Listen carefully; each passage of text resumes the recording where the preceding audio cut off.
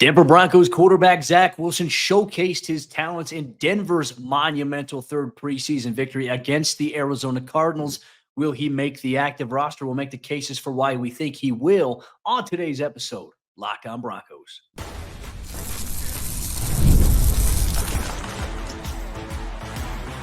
You are Locked on Broncos, your daily Denver Broncos podcast. Part of the Locked on Podcast Network, your team every day.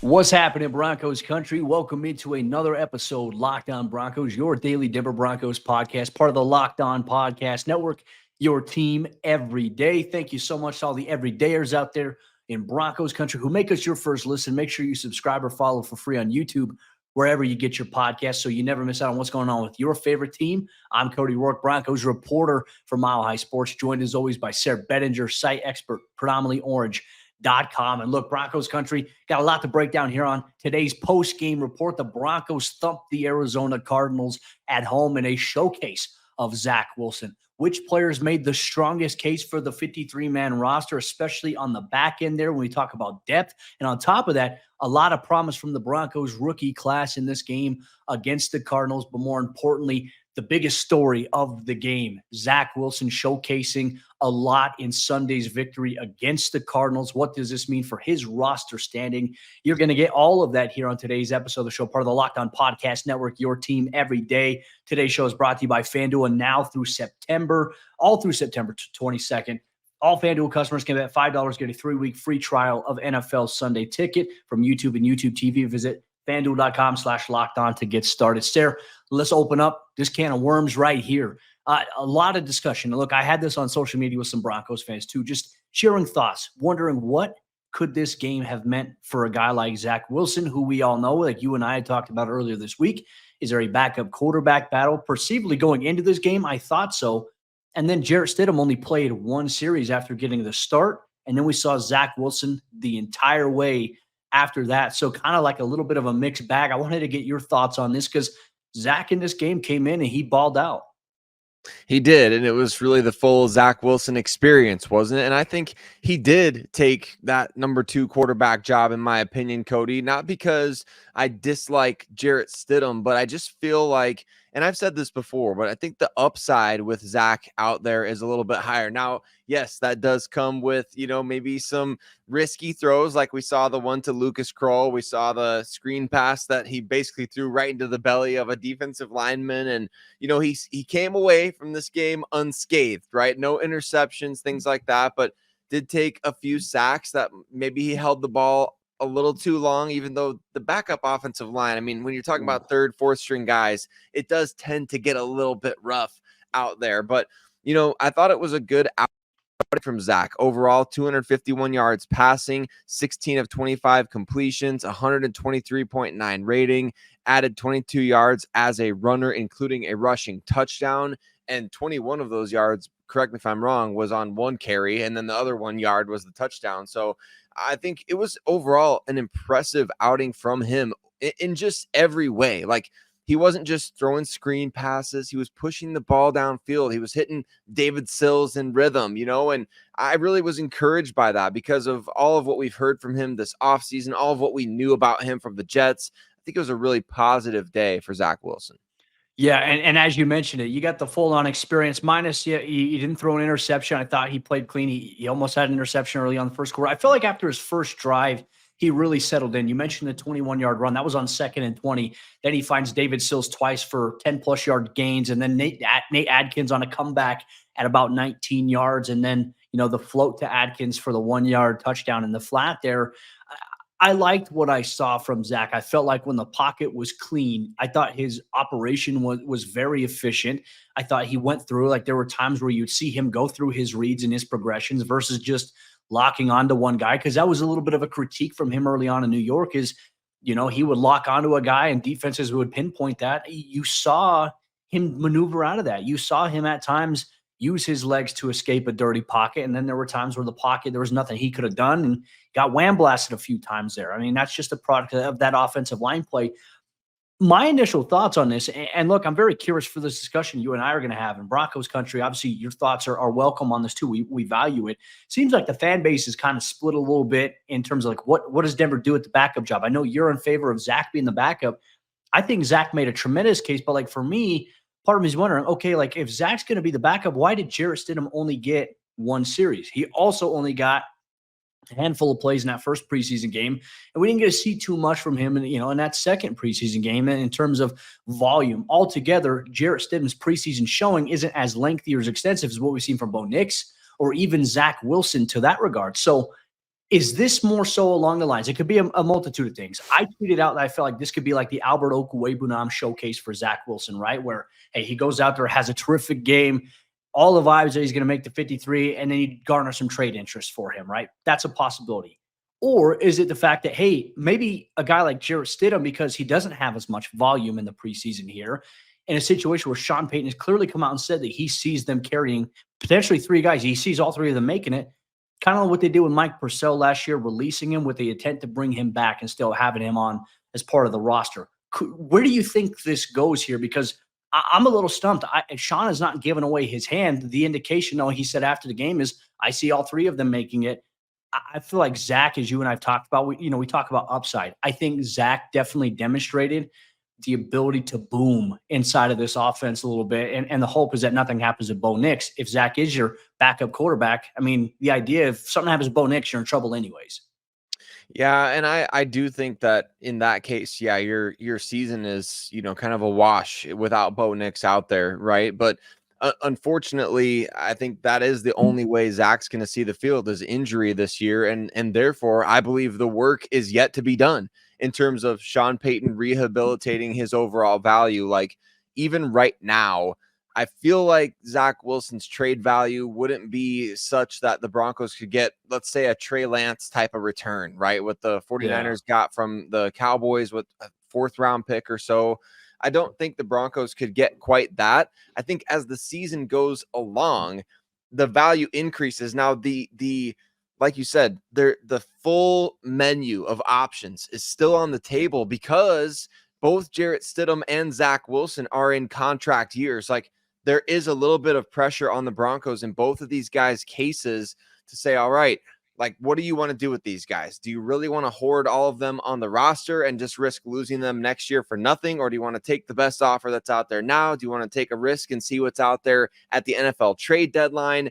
If it was me, because quarterbacks are the most valuable currency in the NFL, I'm saying keep these 3 guys on the roster unless you get something that you cannot resist in a trade return. I'm not saying some team's going to come and overpay like a 3rd round pick or a 2nd round pick, but certainly if you get offered a 4th or maybe even a 5th for one of these guys, I think that might be a deal where if you say, okay, it's a good situation we're sending them to, and it's an option for them to potentially make a bunch of money going forward, because that's ultimately maybe the biggest part of his hand that Sean has given away, right? Is that he wants, at least in Zach Wilson's case, he said it, our job is to make you millions, whether it's here or somewhere else.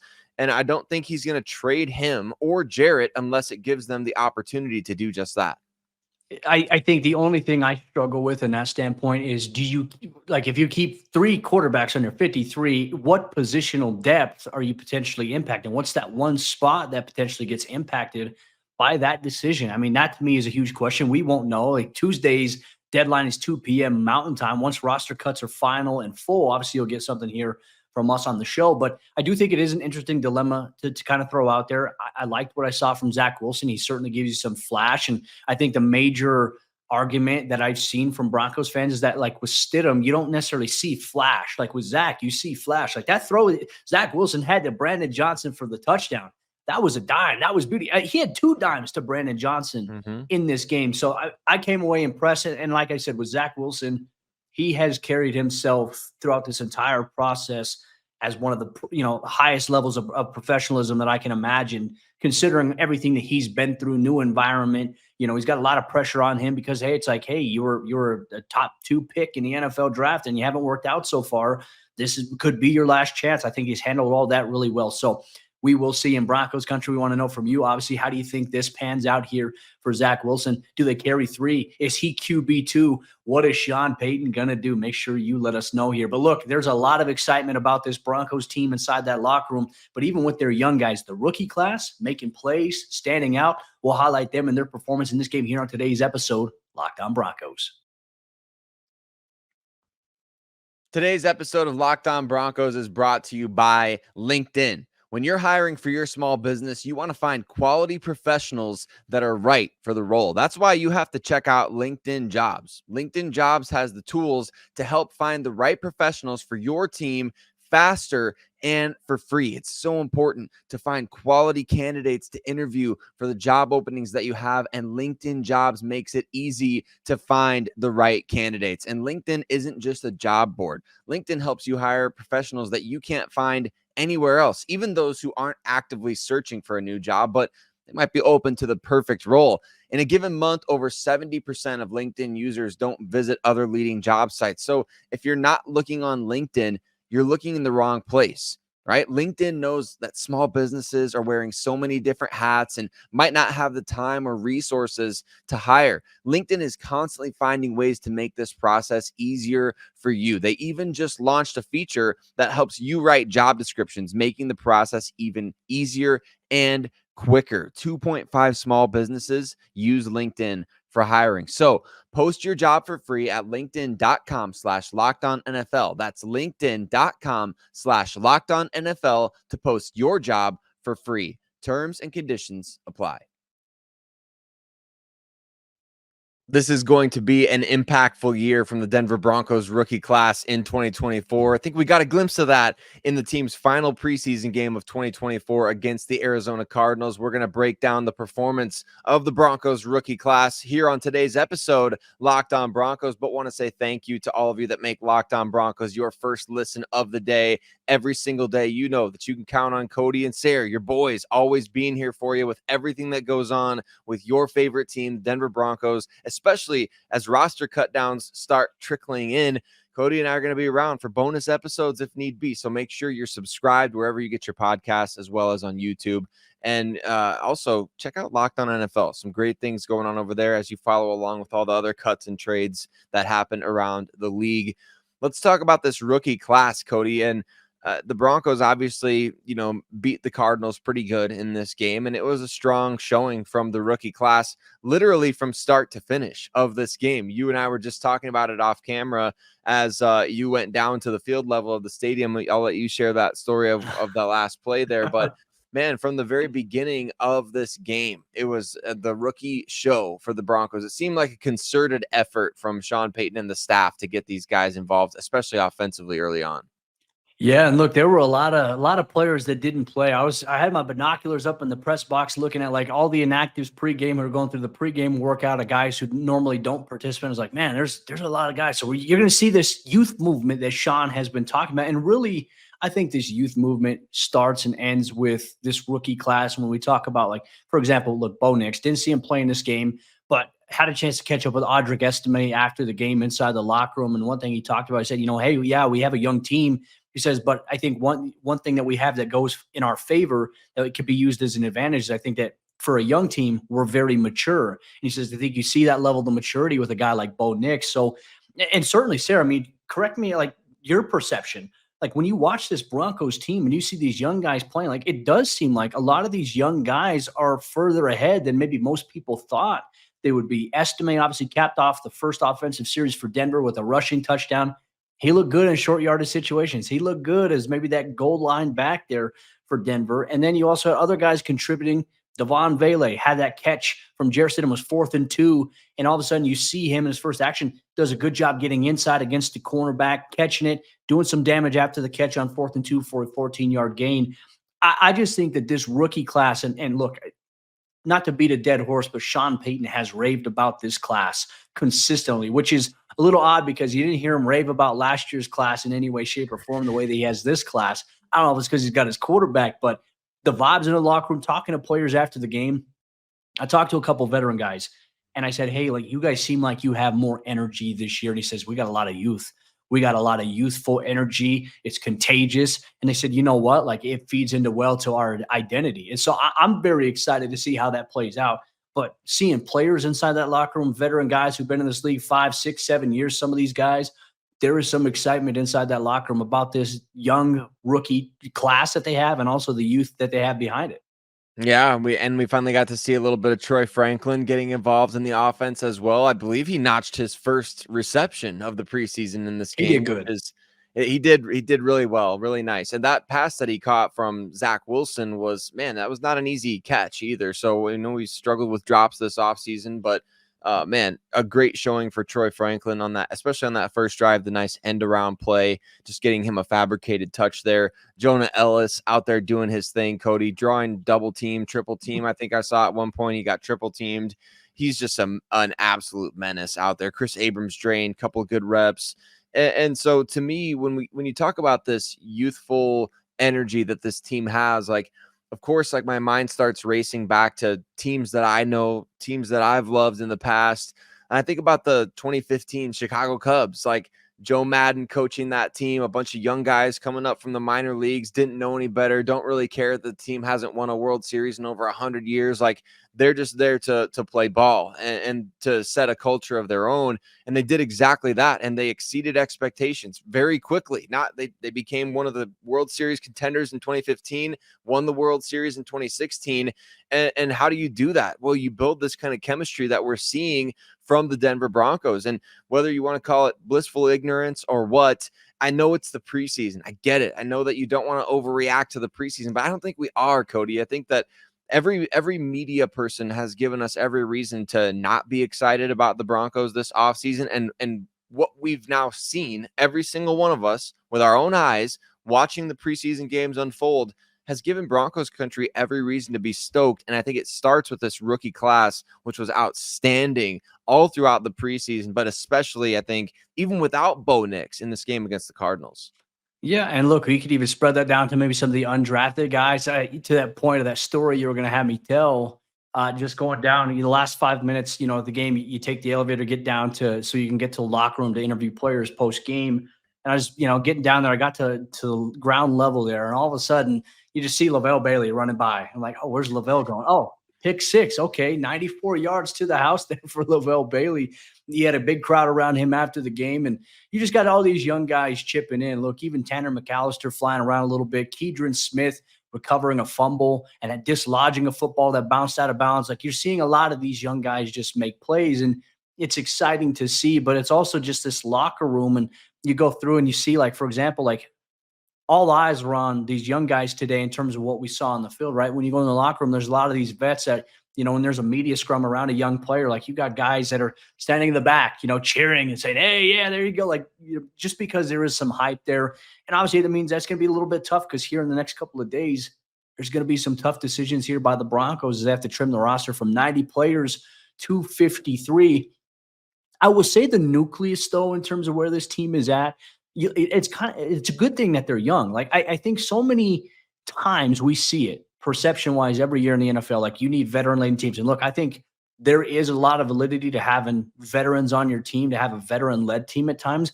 But I think when you have a healthy mix of young players, and look, players like Bo Nix, who's got leadership traits that players love. Like you talk to any player in that locker room, they're really impressed with Bo.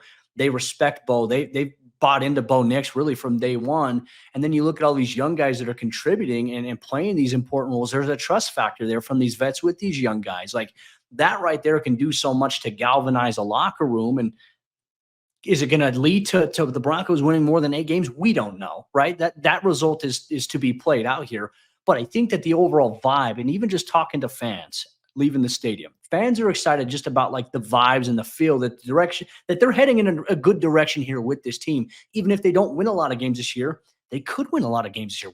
We just don't know yet. A lot of people don't think that they can, but I think that this is going to be a little bit more of a dangerous team than people are going to give credit for. So I think a lot of it has to do with the youth movement, the energy this team does have. It absolutely does. And I think when you look at that FanDuel over under of 5.5 wins, like That's the easiest over I think you can smash about among any team in the league this year with the Denver Broncos. Like you said, we don't know if they're going to be a 9-win team, a 10-win team, a 6-win team. But I guarantee you they ain't no 5-win team, because this team won 5 games during the Nathaniel Hackett season, right? And so it's every year is different in the NFL. Yeah, sometimes the ball doesn't bounce your way. But look, this Broncos team is one that I think other teams aren't going to want to play as the season progresses, because that chemistry is going to start to formulate into something that's a bit combustible for maybe contending teams late in the season. Like, you're not going to want to play a team that's playing with house money, so to speak, right? And for the Broncos, like, it doesn't feel as with the Russell Wilson era, Cody, it doesn't necessarily feel as though the pressure is quite as crazy, right? When you acquire Russell Wilson in trade, you sign him to the $250 million deal or whatever that was. I mean, that puts pressure on the organization to, like, you better be in a Super Bowl window. And then it's super embarrassing when you're not. Now the expectation is, 5.5 wins over under. And that's probably being generous on our end, because you got the worst roster in the league, the worst quarterback room in the league. You got the worst this, the worst that. And now it's like, okay, so you don't think we can do anything, so we're going to show you what we can do, and we're going to make a lot of people look bad in the process. And I love that the Broncos are going to be able to do that this season. And that's the number one thing too. It's the players, everyone sees the outside noise, right? It's up to them whether or not they allow that to infiltrate the locker room and to possess them. Like, I think that this team, I think a lot of these guys have a chip on their shoulder regardless. But I don't think they're going to let the perception of, like, what media has to say, or, like, the national media for the matter, because the players know, because they see the local media in the locker room every day.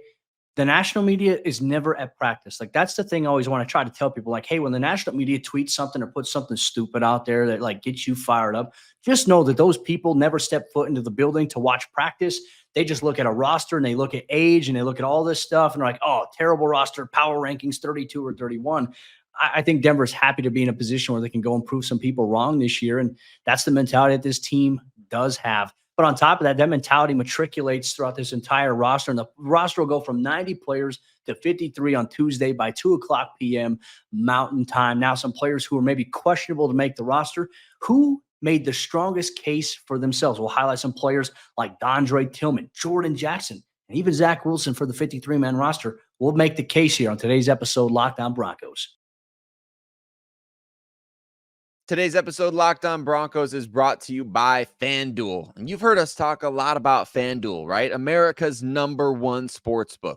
Well, we have a little something different for you today. Now, through September 22nd, all FanDuel customers can bet $5 and get a 3-week free trial of NFL Sunday Ticket from YouTube and YouTube TV. Then, with a YouTube TV base plan, you'll be able to watch every regular season Sunday afternoon out-of-market game. All you need is a Google account and a current form of payment, and you can cancel any time. So go check out that Denver Broncos over-under, still set at 5.5 wins on FanDuel. Might want to smash the over after the Denver Broncos just finished off an undefeated preseason. Just visit FanDuel.com/lockedon to download America's #1 sportsbook.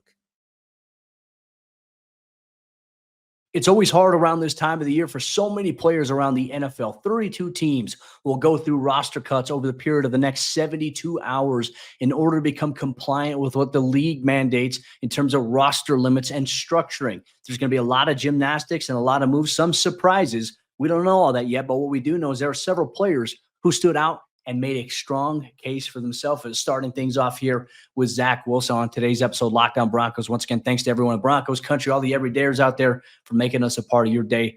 Sayre, Zach Wilson, you and I talked about him a little bit more in depth in the first segment here.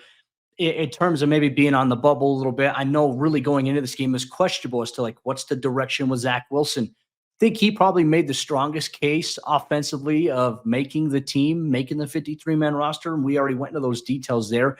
Bringing him up as part of that conversation is important. Defensively, there was one player, young guy as well, who had himself a good first quarter. Jordan Jackson, 2 sacks in the first quarter. He was all over when he was on the field. I felt like he made a case too. When you look at where Denver is at from a defensive line and a depth standpoint. We factor in the QB decision coming up. Do they carry 3? Do they carry 2? If they carry 3, how does that impact the roster?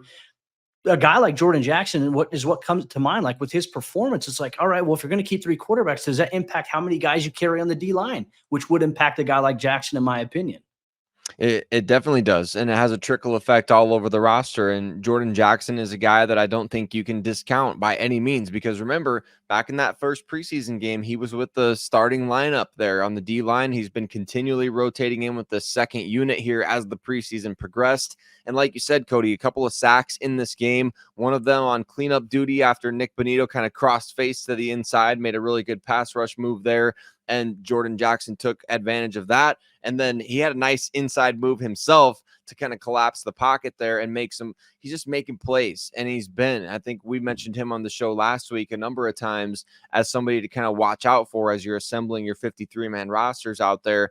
Jordan Jackson is definitely a player on the defensive line that I would say, is he the number 5 D lineman right now over even Angelo Blackson? I think that's kind of where I come down on this is, all right, so Jordan Jackson, he's got some, youth, and you're going with the youth movement overall right now. So maybe keep the former Air Force player and bring him into the mix there. So I kind of like that idea.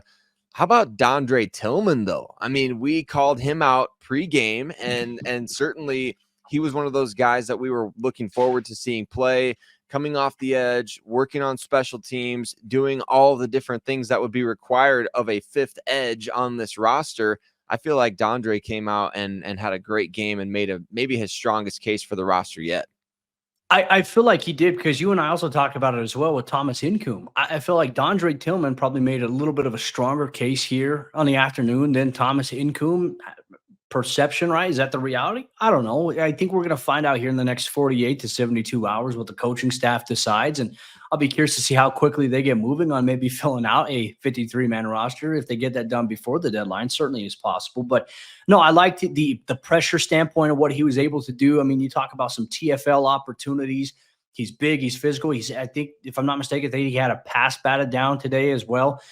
He is a guy that's just, his high motor consistently stands out. And look, for him coming over from the UFL, this is a guy who has been playing football, kind of like similar like last year to Ben DiNucci. He's been playing football all year long. So, I mean, he's in a good position right now. Was it enough to push out a guy like Thomas Incoom? I feel like there's a good argument to be made here for Dondre Tillman.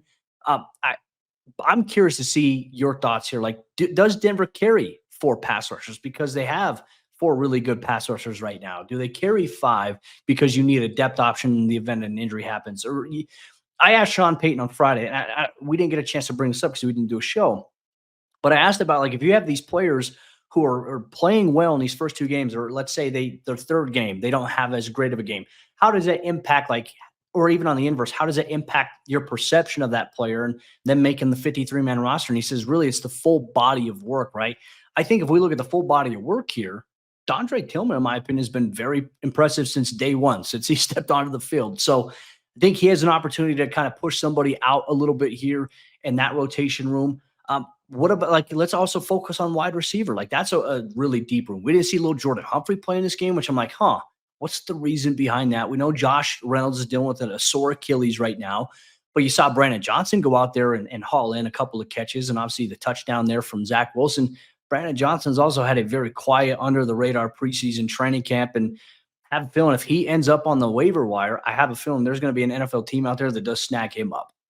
100%. I don't think he's getting past the Pittsburgh Steelers if he does hit the waiver wire with Zach Azzani being there as the wide receivers coach. And I'm sure there's a number of other teams that would like to have him. And so maybe the Broncos do generate some trade interest there from him, and he could be that guy this year who's like the Trinity Benson from a couple of years back. And when you consider full body of work, like Brandon Johnson is one of those guys that's like, all right, so you see him come out and have a big game like this, and then you start to think, well, you had 4 touchdowns last year and has made a number of plays throughout the course of his time. You just wonder, where are the snaps going to come from for him at wide receiver with Cortland Sutton, Tim Patrick, Marvin Mims, Josh Reynolds, Devaughn Vele?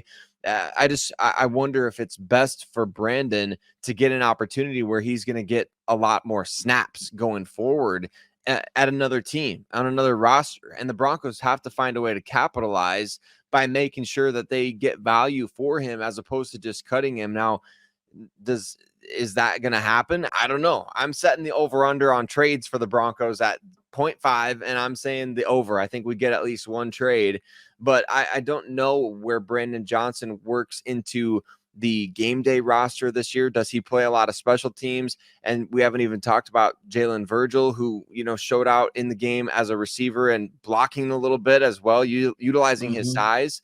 So there's a lot of question marks right now that, like you said, when you talk about that quarterback position and keeping 3 guys, it's only one spot, yes, but it does have a domino effect on the entire roster as a whole. That makes it a little bit more challenging, and certainly these next couple of days are going to be a lot of fun takes. I think there's going to be a lot of good fan commentary about who they hope makes the roster. And look, that is a perfect segue for us to end the show here today. Look, Broncos Country, Denver wins big time against the Arizona Cardinals. A lot of young players standing out. A special shout out to Justin Sternad, by the way. 6 tackles in the first half alone, 1 sack, a forced fumble where he absolutely demolished Tony Jones Jr. there, and Keidron Smith, who also had another impressive game, in my opinion, picked up the fumble there. And it just a lot of contributions here for Denver. Good depth across the board. There's more stuff that we're going to talk about, obviously, tomorrow in the aftermath of the preseason roster. Will start to trickle in a little bit. We'll react to it. We'll break it all down here on Lockdown Broncos. Free every day. Here's what you can expect until we know that the roster cuts are final and the roster's at 53. We're going to do a little bit of a stock report, look at stock up, stock down on tomorrow's episode of the show. So with that said, Broncos Country, let us know your thoughts on who makes the roster. Did Zach Wilson do enough? Is he your QB2? We want to know here on the show. We'll see you tomorrow for a brand new episode, Lockdown Broncos.